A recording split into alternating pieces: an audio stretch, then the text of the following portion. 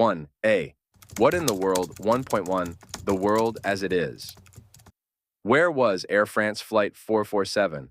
What happened? Were there injured people floating, stranded in the dark, cold waters of the Atlantic? If so, where were they? Rescue teams from countries on both sides of the Atlantic leaped into action. Brazilian and French aircraft began searching miles of ocean along the plane's expected flight path. Families of the passengers and crew gathered and began their long, frightened vigil, waiting for news.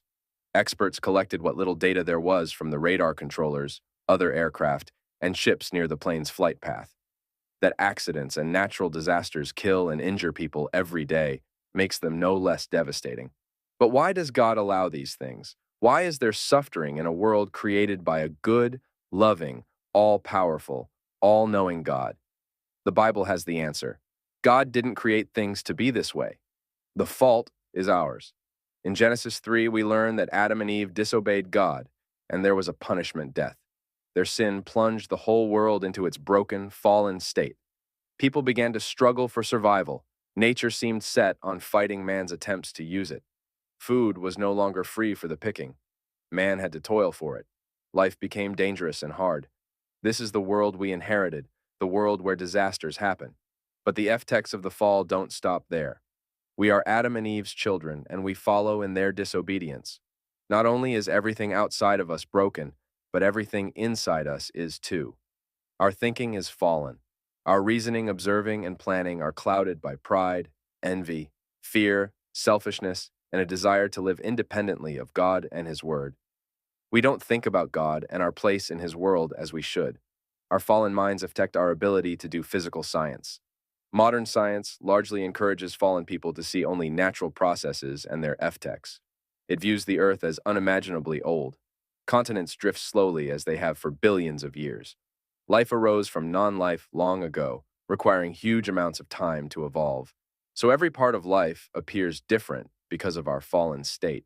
Even something like looking for crash survivors and trying to figure out what happened is affected by our fall into sin. We prefer not to think about how such disasters remind us of our own sinfulness and God's judgment on us for our sin.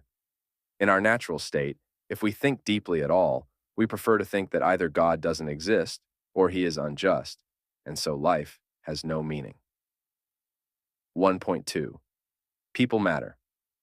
Right after the crash of AF 447, no one even had a clear idea of where the plane went down. As hours stretched into days, hope of finding any survivors was lost. 5 days after the crash, searchers found and recovered the first bodies and bits of wreckage. Many ships, aircraft, satellites, and even a French nuclear submarine searched the area for information. Why do people expend so much effort looking for the bodies of complete strangers? People from around the world spent hours searching because people's lives mattered to them. People are valuable because they are created in the image of God. Genesis 1:26-27. It's not that we look like God. God is spirit and doesn't have a physical head, body, and limbs as we do.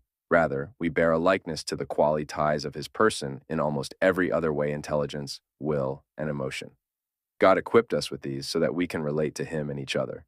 Each one of us is valuable to God, now and for all eternity, because He created us.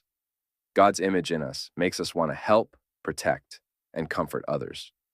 When we live in ways that reflect His image, we live for God's glory. Let's find out why. Scientists, pilots, ship and submarine crews, and politicians rallied from around the world to solve the mystery of AF 447 for another important reason. They felt the burden to keep something like this from happening again by finding the answer to the question, what caused this plane crash? Answering this question involved using science and technology. Experts pored over the very limited evidence they had in order to develop an explanation for the accident. The evidence they needed included the pieces of the aircraft, the kinds of injuries on the bodies of the victims, and most importantly, the plane's automatic flight data and voice recorders. Investigators struggled to work out the events leading up to the crash as these pieces of evidence began to trickle in. We are driven to understand the world. The longing to answer questions and solve problems is woven into our being. God made humans to subdue the earth and to have dominion over it. Genesis 1:28 records the command called the creation mandate.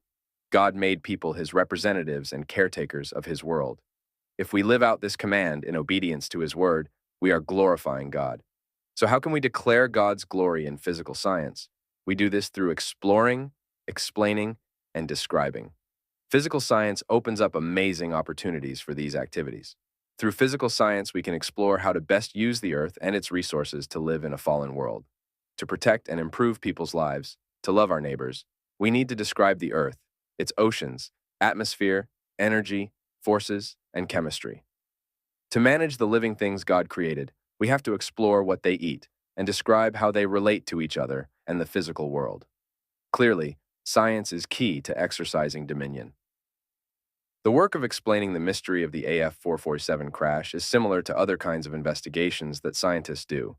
They were limited in their ability to search vast tracts of ocean or the ocean floor, so they made use of technology such as satellites, aircraft, submersibles, radio communications, and radar.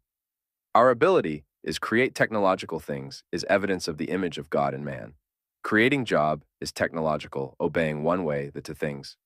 Creation is reflect evidence God's mandate of character. The in image, declaring helping of God, us God's do in, to create man, better a glory. Technology like that, developed and used to unravel the mystery of AF447, involved many areas of physical science. 1.3 Living for Redemption. Probably most of the people who worked to recover the victims' remains and piece together the evidence from AF447 weren't believers. Though they did good and useful things, they didn't have the perspective that God's word gives to Christians. Christians, of all people, should seize opportunities to lessen the consequences of the fall and maximize the usefulness of God's world. Jesus set the example for us. He taught the gospel to rescue people from fallen thinking, and he healed people's physical hurts to rescue them from the consequences of living in a fallen world. His acts of mercy were proof that he was who he claimed to be, God's promised Redeemer. Christ has redeemed his people from a guilty conscience, Hebrews 10:22, a sinful life, 1 Peter 1:18, and wrong thinking, 2 Corinthians 10:3-5. Believers can follow Christ's example by doing science in ways that showcase biblical thinking and help people who live in a fallen world. God's word gives us the reason and the way to do this. We can use science to heal diseases, provide people with fresh, clean water, warn them of natural disasters, and investigate the causes of accidents like AF447. This is science that declares God's glory.